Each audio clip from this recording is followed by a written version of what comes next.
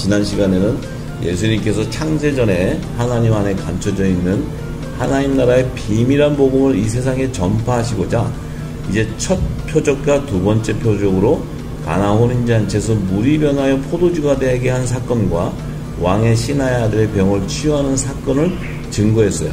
근데 그 사건 안에는 어린 양의 생명책에 기록된 하나님의 아들들과 종들의 정체성을 드러내는 거예요. 유대인과 이방인들 가운데. 그리고 그들을 구속하는 초림의 메시아로 오신 예수님의 정체성을 드러내시는 거예요. 그것이 바로 요한복음 2장과 4장에서 증거하고 있는 말씀들이에요.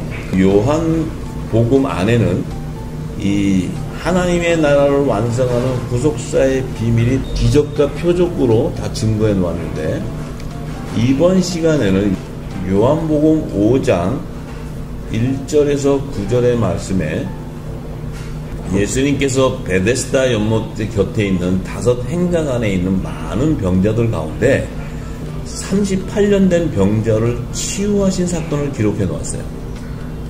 이것은 율법 아래 있는 이스라엘 백성들 가운데 이 예수님이 하나님께서 베델에서 제사장 나라의 조상 하나님 종 야곱에게 언약하신 그들의 남은 자손 하나님의 종들의 그 병을 치유하는 구속사의 계시를 드러내는 말씀이에요. 이 38년 된 병자를 치유하신 이 사건을 통해서 이제 율법 아래에 있는 여자의 자손 가운데 야곱의 남은 자손을 구속해주는 하나님의 구속사를 증거해주는 말씀이에요. 요한복음 5장 1절에서 9절의 말씀을 살펴서 예수님이 증거하신 그 말씀을 드러내고자 합니다. 요한복음 5장 1절에서 9절의 말씀에 그 후에 유대인의 명절이 있어 예수께서 예루살렘에 올라가시니라. 그 후에라는 것은 요한복음 4장 끝에 보면 가나에서 두 번째 표적으로 왕의 신하의 아들의 병을 치유한 사건이 나와요. 그리고 나서는 예수님이 유대인 명절, 이 유월절을 지키기 위해서 예루살렘 성전으로 올라가시는 거예요.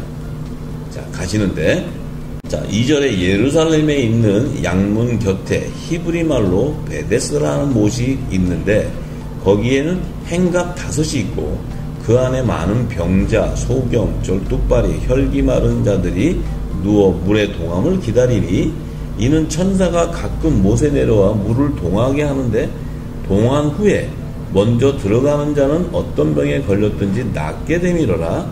거기 38년 된 병자가 있더라. 예수께서 그 누운 것을 보시고 병이 벌써 오랜 줄 아시고 이르시되 내가 낫고자 하느냐. 병자가 대답하되 주여 물이 동할 때 나를 못에 넣어줄 사람이 없어 내가 가는 동안에 다른 사람이 먼저 내려가나이다. 예수께서 가라사대 일어나 내 자리를 들고 걸어가라 하시니 그 사람이 곧 나아서 자리를 들고 걸어가니라. 이날은 안식일이니. 이렇게 증거되었어요.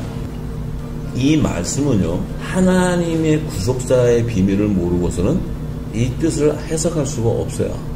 자, 예수님이 유대인의 명절 유월절날 예루살렘 이 공생의 기간에 유월절을 4번을 맞이합니다. 예수님이 4번의 유월절을 맞이하는데 이 지금 가는 시간은 2번째 유월절날 예루살렘을 가는 거예요. 성전으로 가시는데, 자, 예루살렘에 양문이 있는 양문이라는 게, 이 양문이 바로 무엇을 뜻하냐면 예수님은 항상 예루살렘 성전, 헤롯 성전으로 이렇게 절기를 지키러 가실 때 동문으로 가신다 했어요. 동문. 왜냐하면 예수님은 만왕의 왕의 신분이기 때문에 동문으로만 다니세요. 그런데 그 동문 옆에 보면은 양문이라는 게 있어요. 양문. 양문은 뭐냐면 쉽게이트라고 양들의 문을 얘기해요. 양들의 문이라는 것은 그 예루살렘 성전에 유월절날 제사하는 제물들, 양, 뭐 소 이런 제물들을 잡기 위해서 그 양문으로 그 성결한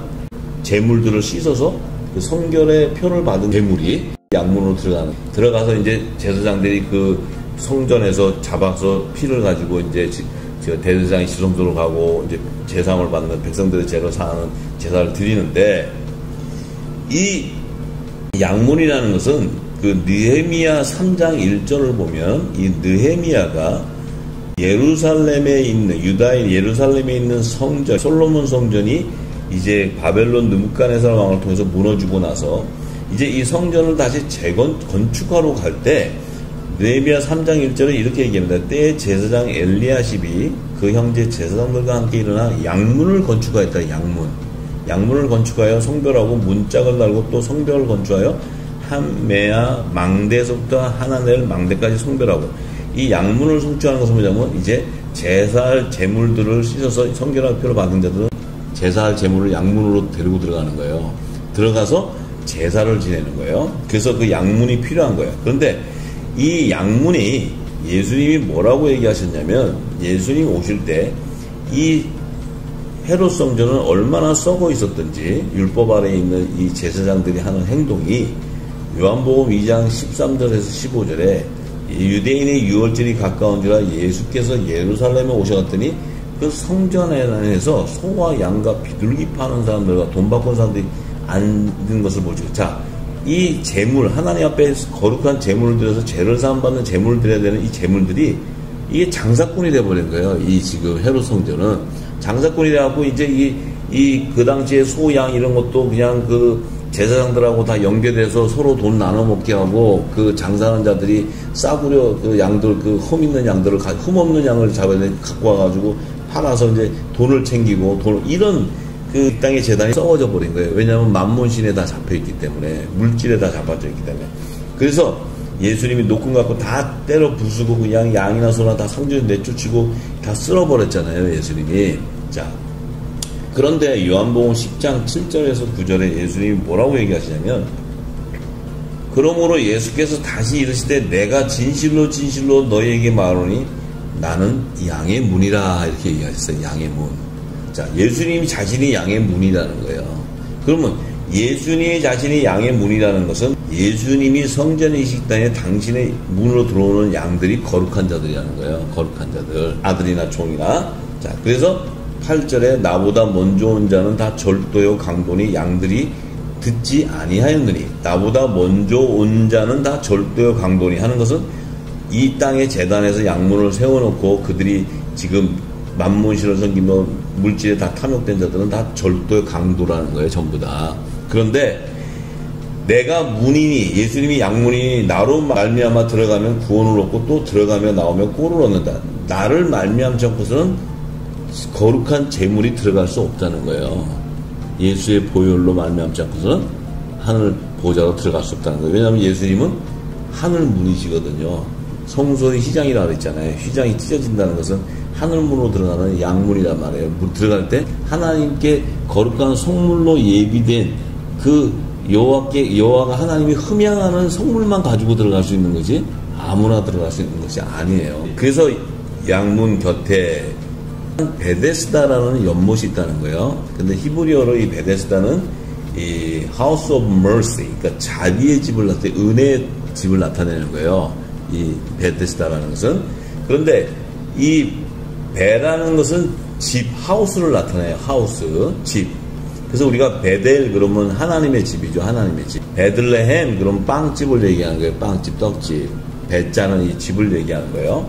그래서 베데스다 그러면 자비의 집, 하나님의 은혜의 집인데, 자, 이 땅의 성전에서 제사하는 정결한 제물이 들어오는 양문 곁에 베데스다라는 연못인데, 그 연못에서 있는 물을 의미하는 것은 첫 언약으로 제정해 주신 말씀인 율법을 상징하는 거예요. 율법.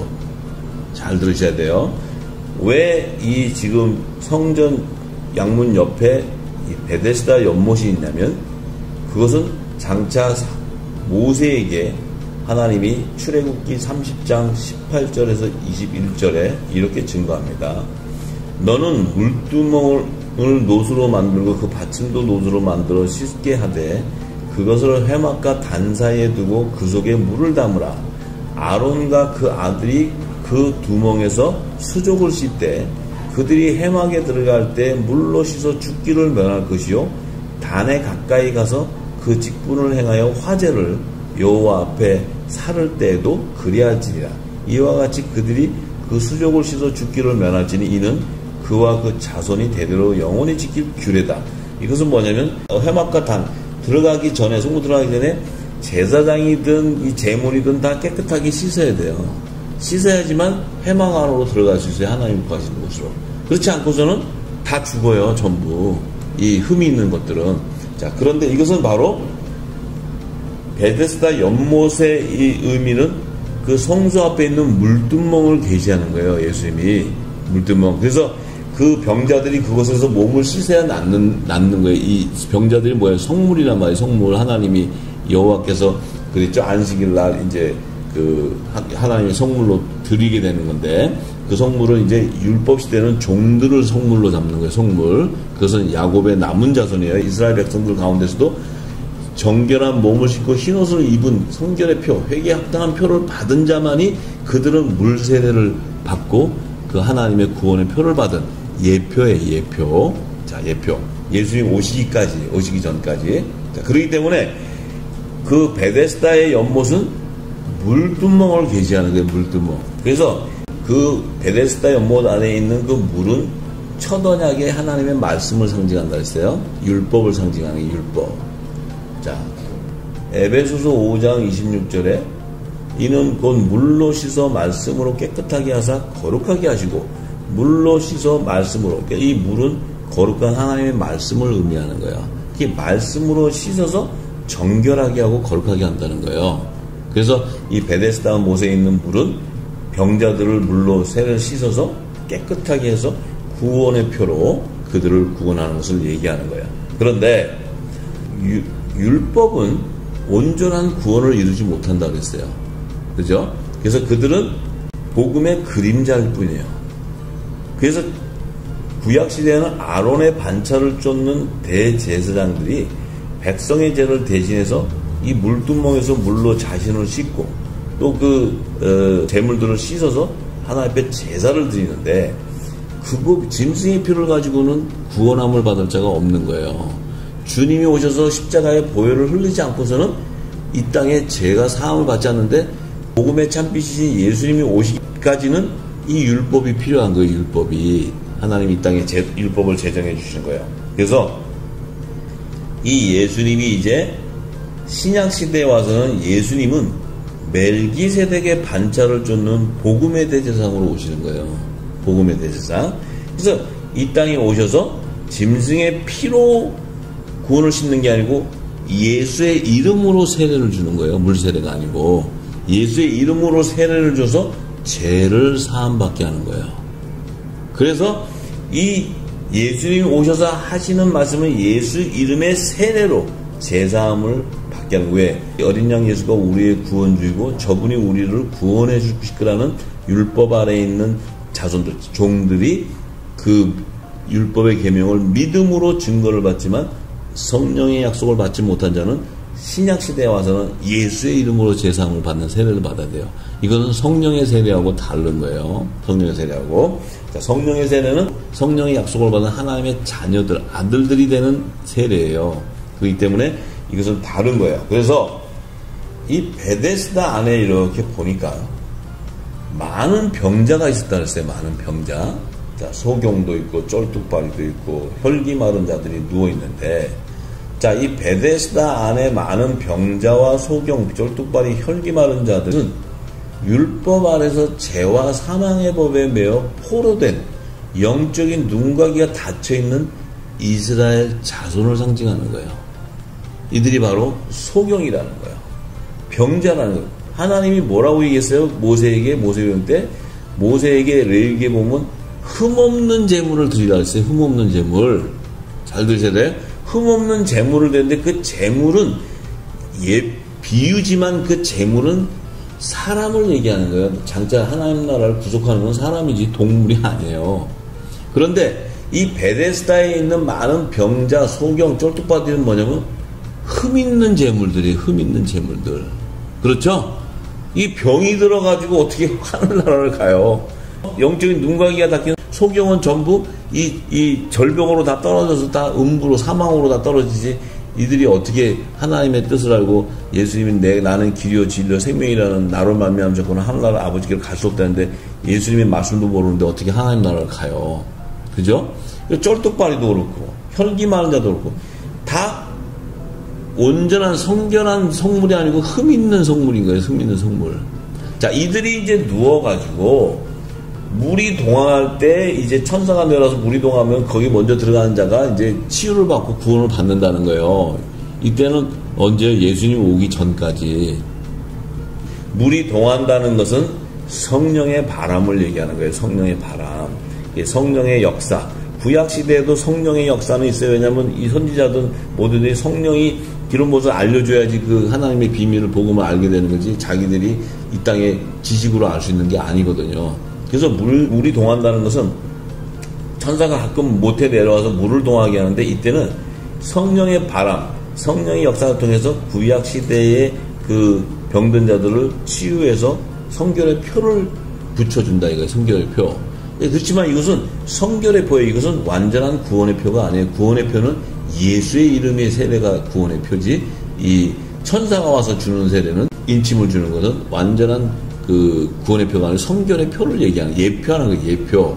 자, 그래서 예수님이 오셔서 그들도 이제 다른 양으로 구속해 주셔야지만 종들도 구원을 받는 거예요. 내 양이 아닌 다른 양. 자, 그런데 그 안에 보니까 행각 5이 있다고 그랬어요. 행각 5.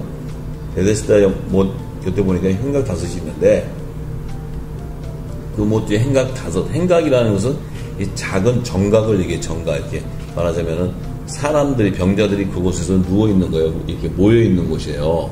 정자 같은데.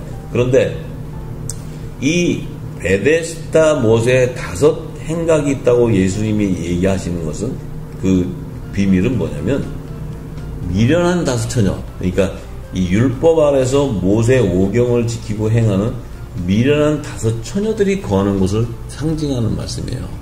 그래서 예수님이 오병이어의 5이라는 것은 슬기로운 5 처녀를 상징하는 것이고, 이 지금 베데스다 못에 행각에 모여있는 5 행각에 모여있는 것은 율법 아래에 있는 자들이 율법의 그 모세가 준 모세 오경을, 율법의 계명을 지키고 있는 그 행하는 그 미련한 5 처녀들이 모여있는 곳을 상징하는 말씀. 그래서 예수님이 10처녀를 비울 때 5 처녀는 슬기로운 기름을 준비했고 5 처녀는 기름이 없는 미련한 처녀라고 얘기하는 거예요.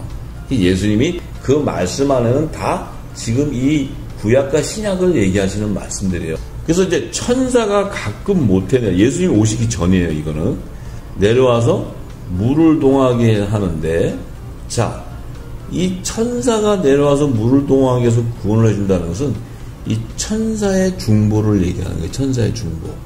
이 천사의 중보는 새 언약의 중보자로신 예수님의 중보가 아니에요. 천사의 중보는, 자, 갈라디아서 3장 19절에 바울이 이렇게 증거합니다. 그런즉 율법은 무엇이냐? 범법함을 인하여 더한 것이라. 천사들로 말미암아 중보의 손을 빌어 베푸신 것인데 약속하신 자손이 오시기까지 있으리라는 거예요. 약속하신 자손은 여자의 후손으로 약속하신 메시아 곧 예수 그리스도예요. 예수 그리스도는 새 언약의 중보자로 오시는 거예요. 그분이 오시기까지 이 율법 아래서 그 죄와 사망의 법에 매인 그들을 천사들로 말미암아 중보의 손을 빌린다는 거예요. 왜냐하면 율법의 선지자 다니엘, 모세부터 시작해서 모든 자는 뭐예요? 천사가 와서 하나님의 비밀을 얘기해줘요. 그죠? 구약시대에 천사들이 와서. 자, 신약시대의 복음의 사도들은 누가 와서 그 하늘나라의 비밀을 열어줘요? 성령이 와서 열어주는 거예요. 성령. 천사가 와서 열어주는 게 아니고 성령의 기름 부으심이에요. 기름 부음을 받아야, 이 성령의 세례를 받아야 하나님 나라의 비밀을 알게 되는 거예요. 예수님이 말씀하신 새 언약의 말씀들. 자, 그래서 왜 그러면 이 베데스다 못에는 천사가 가끔 와서 물을 동여서 그 병자들을 구해주냐면, 이것은 창세기 28장 12절에서 15절에 하나님께서 이 땅의 제사장 나라의 조상 야곱에게 베델에서 언약하실 때, 자, 꿈에 본즉 사다리가 땅 위에 섰는데 그 꼭대기가 하늘에 닿고, 또 본즉 하나님의 사자가 그 위에서 오르락 내리락 하고. 자, 하나님의 사자는 천사예요. 여기서 하나님의 사자, 천사. 이 천사가 하늘에서 땅에 이게 닿은 사다리로 오르락내리락 한다는 것은 천사의 중보를 얘기하는 거예요. 천사의 중보. 자, 그 천사는 하나님의 종이란 말이에요. 종, 영물. 천사는 하나님이 내려가서 이렇게 하라 그러면, 자, 마지막 때도 7 나팔 재앙, 7 대적 심판도 다 하나의 천사들이 와서 재앙을 내리는 거예요. 그래서 천사의 중보는 뭐냐면 하나님이 베델에서 야곱에게 약속한 그 자손들이 이제 동서남북으로 편만해서 그들이 모든 민족이 이룰 때 그 자손들 가운데 야곱의 남은 자손들, 그들을 구해주는 거예요. 성결의 표로 인쳐주는 거예요. 이것이 천사의 중보예요. 이것이 계시록에도 나옵니다. 14만 4천을 인칠 때 천사가 살아계신 하나님 이름을 가지고 인을 쳐요. 그래서 종들, 이스라엘 자손 가운데 성결에 합당한 표를 받은 하나님의 종들을 이마에 인쳐주는 거예요. 14만 4천이. 그래서 예수님이 오셔서 그 천사의 중보를 알려주시기 위해서 누가복음 16장 22절에서 23절에 이에 그 거지가 죽어 천사들에게 받들려서 아브라함의 품에 들어간다 그래요. 자, 이 거지 나사로는 율법 아래에 있는 자들 가운데 하나님의 종 야곱의 남은 자손으로 구속함을, 성결의 표를 받은 자를 예표하는 거예요. 그래서 천사가 이가 죽을 때 천사들을 더 받들어서 아브라함의 품에다 갖다 놓는다는 거예요. 아브라함의 품은 뭡니까? 장차 하나님의 종들이 지상 재림 때 예수님께서 시온산에 올 때 이제 주의 음성을 듣고 이 죽은 자들이 일어나는 흰옷을 입고 무수한 수들이 나오는데, 그것이 이제 계시록 17장에도 나옵니다. 그때 이제 이 아브라함 품에 있던 죽어있던, 예를 들어서 이곳에는 이제 모세도 있을 것이고 또 엘리야도 있을 것이고 또 세례 요한도 거기에 있고 다 하나님의 종으로 추수된들. 이제 신약 시대에도 하나님이 성결의 표를 받은 종들도 다 아브라함의 품에 가 있는 거예요. 자, 그래서 들어가고 부자도 죽어 장사되매. 자, 부자는 저가 음부에서 고통 중에 눈을 머리들어 아브라함과 그의 품에 있는 나사로를 보고, 자, 이 부자는 음부로 들어간다는 거예요. 자, 우리가 이것은 아브라함의 품과 음부는 지난번에도 계속 제가 말씀드렸지만 이 종들이 주님이 지상재림하셔서 이제 그 첫째 부활에 참여하는 자들, 그 종들은 하나님의 아들들, 공중재림과 지상재림 때 하나님의 아들들은 낙원에 가 있고, 하나님의 종들은 아브라함의 무덤인 그 아브라함의 품에 가 있고, 또 제의 종들은 음부에 가 있어서 이 음부는 둘째 사망에서 이제 심판의 부활로 나오는 자들을 얘기하는 거예요. 그래서 아브라함의 품에 가 있는 종들이나 2층에 낙원에 가 있는 하나님의 아들들은 첫째 부활에 참여하는 자들이에요. 자, 그래서 이 비밀한 깊은 계시가 여기 담겨졌는데, 예수님이 누가복음 16장에 지금 이 종들, 율법의 계명을 믿음으로 증거를 받았지만 성령의 약속을 받지 못한 종들은 천사들에게 받들려 간다는 것이 바로 천사의 중보를 통해서 성결의 표를 받은 자들이에요. 근데 지금 모세나 세례요한은 예수님 오시기 전에 예수의 이름으로 세례받지 않았잖아요. 이들은 물세례를 받았죠. 물세례. 그렇지만 이들을 하나님이 첫 언약의 말씀으로 야곱에게 약속했기 때문에 그들의 종을 예수님이 오셔서 다른 양으로 출세해 주는 거야. 요한복음 10장 내 양과 다른 양을 계시해 주셨죠. 자, 그래서 우리가 이 성경의 전체적인 것을 다 연계해서 봐야지 하나님의 구속사가 다 열리는 거예요. 예수님 오셔서 하신 말씀이. 자, 그런데 그래서 그 예로 유다서 1장 9절에 10절에 이렇게 얘기했죠. 천사장 미가엘이, 천사 미가엘이 모세의 시체에 대하여 마귀와 다투어 변론할 때 감히 해방하는 판결을 쓰지 못하고 다만 말하되 주께서 너를 꾸짖으시기로 원하노라 하였거늘. 자, 이 미가엘이 모세가 그 느보산에서 죽었을 때 모세의 시체가 찾지 못하고 살았는데, 이 모세의 시체는 천사장 가브리엘이 들여다가 아브라함의 품에 갖다 놓는 거예요. 그래서 이 마귀들이 모세의 시체를 갖다가 내 거라고 다툴 때 뭐냐면, 이 모세도 죄와 율법 아래서 사망의 권세인 죄와 사망의 법에 매여 있기 때문에 이 마귀들이 자기 거라는 거예요. 자기 거.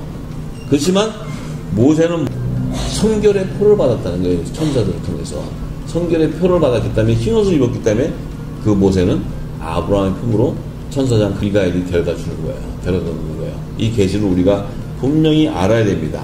그래서 이 마지막 때 이제 추수 때 예수님이 추수꾼을 천사라고 얘기했어요. 천사. 마태복음 13장 39절 43절의 말씀을 쭉 읽어보세요. 시간이 없기 때문에 말씀으로 제가 들을 때 다 읽어보셔야 됩니다. 이 말씀에는 이 세상 끝에는 추수꾼인 천사를 보내서 이 가라지들을 불러 태우고 이제 추수한다고 했어요. 그래서 이 천사들이 추수하게 되는 거예요. 그래서 요한계시록 7장 2절에서 4절의 말씀을 보면 살아계신 하나님의 인을 가진 천사들이 이제 올라와서 몇 천사가 와서 하나님의 종들이 이마에 인치기까지 땅이나 나무나 해하지 말라 했어요. 그 인맞은 자들이 바로 이스라엘 자손의 각 지파 중에서 인맞은 자들이 14만 4천이라는 거예요. 이스라엘 자손의 각 지파 중에서, 이것은 야곱의 남은 자손을 얘기하는 계시의 말씀이에요. 그래서 야곱의 남은 자손, 이들도 이제 유대인과 이방인들 가운데 하나님 종들을 추수하는 거예요. 이들은 이제 이 14만 4천의 정치에서 요셉의 지파, 에브라임과 요셉 지파를 비밀할 때 유대인과 이방인 것을 다 알게 됩니다. 그래서 새 언약의 중보자로 오신 예수님과 또 율법 아래 있는 자들 가운데서 아들의 명분을 얻게 되는 하나님의 아들에 대한 구속사를 예수님이 마태복음 19장 28절에 증거하셨어요. 예수께서 가라사대 내가 진실로 너에게 이르노니 세상이 새롭게 되어 인자가 자기 영광의 보좌에 앉을 때 나를 쫓는 너희도 12보좌에 앉아 이스라엘 12지파를 심판하리라, 이렇게 얘기했어요. 세상이 새롭게 된다는 것은 예수님이 재림하실 때 인자 자기가 영광 보좌에, 예수님은 아들의 영광 보좌에 하나님의 우편 보좌에 앉게 되는데, 이 예수님을 쫓는 12 제자들도 이 어린 양의 12사도들도 12보좌에 앉아서 이스라엘 12지파의 심판을 내요. 이 12보좌는 바로 아들의 영광 보좌로 나타나는 우편 12보좌예요. 이 12보좌는 어린 양의 12사도 이름으로 연합을 이루게 되는데, 이곳에는 하나님의 나라의 유업을 이룬 후사들, 하나님의 자녀들이 앉게 되는 거예요. 예수님과 함께 연합을 이루는 곳이에요. 그래서 이 로마서 8장 16절에서 17절에 사도 바울이 깨닫고, 성령으로 인치는 자들은 하나님의 자녀이고 그 하나님의 자녀는 하나님의 후사이기 때문에, 그리스도와 함께 후사이기 때문에 그와 함께 영광을 받기도 하고 고난도 함께 받게 된다는 거예요. 그래서 바로 아들의 영광 보좌로 예배하는 우편 12보좌에 함께 연합을 이룬다는 거예요. 그래서 사도 바울이 히브리서 9장 14절에서 15절에 이렇게 얘기합니다. 그 예수님이 바로 하물며 영원하신 성령으로 말미암아 흠없는 자기를 하나님께 드린 그리스도의 피가, 어린 양의 피를 얘기하죠. 어찌 너희 양심으로 죽은 행실에서 깨끗하게 하고 살아계신 하나님을 섬기지 못하겠느냐. 이를 인하여 그 예수님은 새 언약의 중보자인 거예요. 이는 첫 언약 때 범한 죄를 속하려고 주구사, 율법 아래 있는 자들 가운데, 율법 아래서 죄와 사망의 법에 있는 자들 가운데서 그의 피로 속량해서, 이 말이에요. 주구사 부르심을 입은 자로, 부르심을 입은 자는 누굽니까? 속량해서 아들의 명분을 얻게 되는 하나님의 아들들을 얘기하는 거예요. 후사들. 이들이 부르심을 입은 자들이에요. 그래서 예수님의 피로 속량해서 부르심을 입은 자로 하여금 영원한 기업의 약속을 얻게 하려 하십니다. 영원한 기업의 약속은 하나님 나라의 유업을 이룬 후사를 얘기하는 거예요. 후사. 이들을 위해서 예수님이 이제 십자가에서 보혈로 흘렸었다는 거예요. 그래서 이들은 이제 데살로니가전서 4장 16절에서 17절에 예수님이 재림하실 때 천사가 인을 쳐서 데려가는 게 아니고 공중 재림하실 때 주께서 호령과 천사장의 소리와 하나님의 나팔로 친히 하늘로 쫓아 강림하시니 그리스도 안에서 죽은 자들이 먼저 일어나고, 이 죽은 자들이 먼저 일어난다는 것은 하나님의 자녀로서 성령의 약속을 받은 자들은 죽어서 그리스도 안에 낙원에 가 있고, 그 영이 낙원에 가 있고, 그들을 예수님이 재림하실 때 하나님이 함께 데려온다고 그랬어요. 데살로니가전서 4장 14절에 데리고 오는데, 이 땅에서 그 죽은 자들이 먼저 예수님과 같이 신령한 몸으로 부활하게 돼요. 그리고 그 후에 살아있고 죽지 않고 살아있는, 마지막 살아서 남은 자들도 저희와 함께 구름으로 호련히 변화돼서 끌려 올라가서 공중에서 주를 영접하게 된다는 거예요. 그래서 고린도전서 15장 23절과 51절에 사도 바울이 이렇게 증거하네요. 그러나 각각 자기 차례로 되리니 먼저는 첫 열매인 그리스도요, 다음에는 그리스도로 강림할 때 그에게 붙은 자요. 이들이 바로 뭡니까? 공중 혼인잔치에 연합을 이루는 하나님의 자녀들을 얘기해요. 이들은 51절에 뭐라 그래요? 예수님이 공중 재림할 때 사도 바울이 이렇게 얘기해요. 보라, 내가 너에게 비밀을 말한다 그래요. 이 재림에 대한 비밀이에요. 우리가 잠잘 것이 아니요 마지막 나팔, 그 예수님이 재림할 때 나팔 소리에 순식간에 호련이 다 변화된다는 거예요. 이 변화된다는 건 뭡니까? 죽은 자도 부활의 몸으로 신령한 몸으로 변화되고 살아있는 자도 호련히 신령한 몸으로 변화를 일으킨다는 거예요. 이게 비밀이에요. 비밀. 그래서 고린도후서 3장 17절에서 18절에 사도 바울이 이렇게 생각합니다. 주는 영이시니 주의 영이 계신 곳에는 자유함이 있다. 예수님은 영이세요. 하나님은 영이세요. 영이 계신 곳에는 자유함이 있다는 거예요. 우리가 다 수건을 벗은 얼굴로, 수건을 벗는 율법을 다, 겉옷을 다 벗는다는 거예요. 그 죄와 사망의 법을 다 벗고 생명의 성령의 법으로 해방된다는 거예요. 이 수건은 모세가 쓰고 있던 수건이에요. 이걸 벗고는 얼굴로 거울을 보는 것 같이 주의 영광을 보매 저와 같은 형상으로, 예수님의 같은 형상으로 화하여 변화되어서 영광으로 영광에 이른다는 거예요. 영광에서 영광에 이른다는 것은 신령한 몸으로 연합을 이루는 공중 혼인잔치에 청함을 받고 그곳에서 우편 영광 보좌에서 하늘나라의 유업을 후사의 영광을 받게 되는 거예요. 이것이 바로 주의 영으로 말미암는다는 거예요. 그 주의 영이 뭡니까? 살리신 이 영. 그 영이 살려주는 영이 우리에게 임할 때 우리의 죽은 몸도 살리는, 이 영은 바로 예수님이 말씀하신 내가 이른 말이요 영이요 생명이라고 요한복음 6장 63절에 얘기했어요. 그 영은 바로 하나님 나라의 복음이에요. 새 언약의 말씀이에요. 하나님의 나라의 비밀이 영의 말씀이에요. 영의 말씀. 그 하나님의 나라의 말씀이 바로 하나님의 성령이에요. 하나님은 영이세요. 그래서 예수님도 하나님의 나라의 그 복음이 성령의 한량없는 기름 부음으로 그 안에 하나님의 영이신 살리신이 영이 임해 있는 거예요. 예수님 안에. 그래서 예수님이 십자가에 돌아가실 때 그 살리신의 영이 그의 죽은 몸을 부활의 몸으로 살려내는 거예요. 그 살려주는 영이 우리에게 임하면, 그 성령의 세를 통해 임하면 우리 역시도 예수님 변화되어서 이 땅에 재림하실 때 공중에서 나팔 불 때 나팔절에 우리도 호련히 그 살려주는 영이 우리의 몸을 예수님과 같이 부활의 몸으로 살리는 거예요. 이 부활을 받지 않고서는 절대 구원을 받을 수가 없어요. 그러니까 그 영의 비밀을 성령이 와서 기름 부어주지 않고서는 우리가 하나님의 자녀가 될 수 없다는 거예요. 새 생명의 열매가 될 수 없다는 거예요. 이것을 분명히 알아야 됩니다. 그래서 그 이제 베데스다 행각, 그 다섯 행각에 누워있는 38년 된 병자를 비유하신 말씀이 굉장히 중요한 말씀이에요. 왜 하필이면 많은 병자 중에 38년 된 병자를 예수님이 치유하시냐 이거예요. 자, 이 38년이라는 것은 모세가 광야에서 38년간 그 시내산에서 율법의 계명과 규례를 받았어요. 받아가지고 하나님과 이스라엘 백성들과 언약을 맺고, 모세는 하늘의 모양으로 성막을 짓는 계시를 받아서 이제 그 시내산 밑에서 거의 1년 동안 성막을 건축해요. 이 성막이 완성되자 이제 하나님께서 약속의 땅 가나안으로 들어가자 해서 들어가게 되는데, 그 끝이 가나안 땅의 남쪽인 가데스 바네아에 도착하게 돼요. 그래서 그 가데스 바네아에 도착하는 것이 민수기 33장 36절에 기록되어 있는데, 이 그곳에서 이제 모세가 이 백성들에게 이제 그 가나안 땅을 전진하는 것을 멈추게 하고 이제 12명의 정탐꾼을 뽑아서 가나안 땅을 정탐하잖아요. 40일 동안. 그래서 여호수아와 갈렙도 그곳에 들어가죠. 근데 그들이 정탐하고 와서는 우리는 저들에게 그 밥이라고 그랬어요. 밥. 메뚜기와 같다 그랬어요. 그들. 그러니까 하나님이 언약한 말씀을 그들이 대적하게 되는 거예요. 그러니까 안 믿는 거예요. 그곳에 가니까 안악자손과 이 거인들이 있으니까, 아, 저기 가면 우린 맞아 죽는다고. 거기를 어떻게 가냐고. 절대로 건널 수 없다고. 이렇게 얘기함으로써 자기 백성과 함께 하시는 하나님을 멸시한 것이라는 거예요.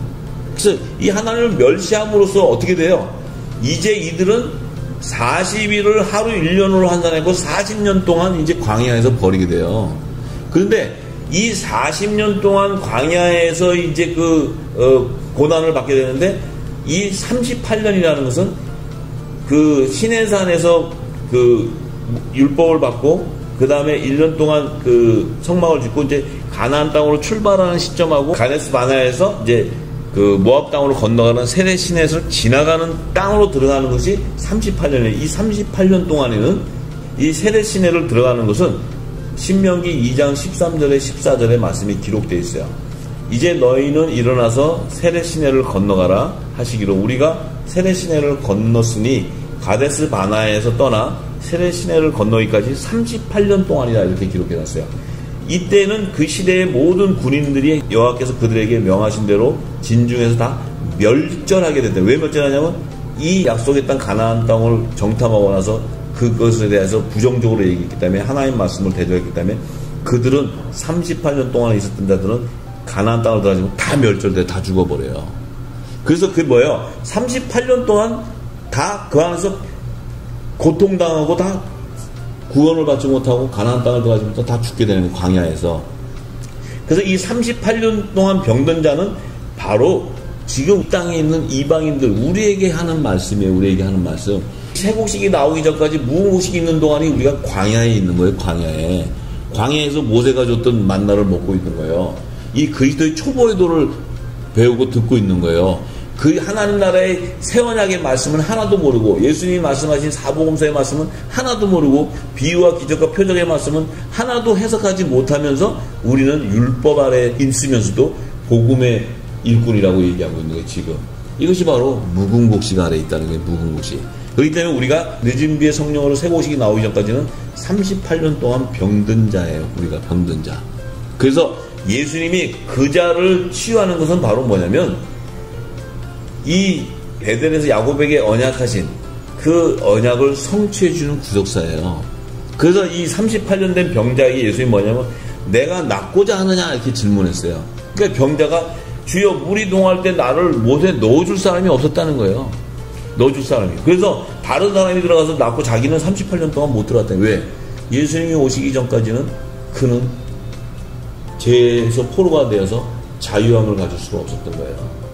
묶여 있었다는 거예요. 그래서 이제 예수님 오셔서 뭐라요? 내 자리에 일어나 내 자리에 들고 걸어가라. 바로 예수의 이름으로 걸어나게 하신 거예요. 이것이 사도 베드로가 뭐예요? 미문 성전에서 그 성령의 건설을 받고 성령의 세례를 받은 사도 베드로가 미문에 앉아있는 그 절름발이를 갖다가 일어나 걸어가라 그러잖아요. 내가 근거는 내게 없어도 내가 내게 줄 것은 예수의 이름으로 일어나 걸어라. 예수의 이름으로 제사함 받는 세례를 주는 거예요.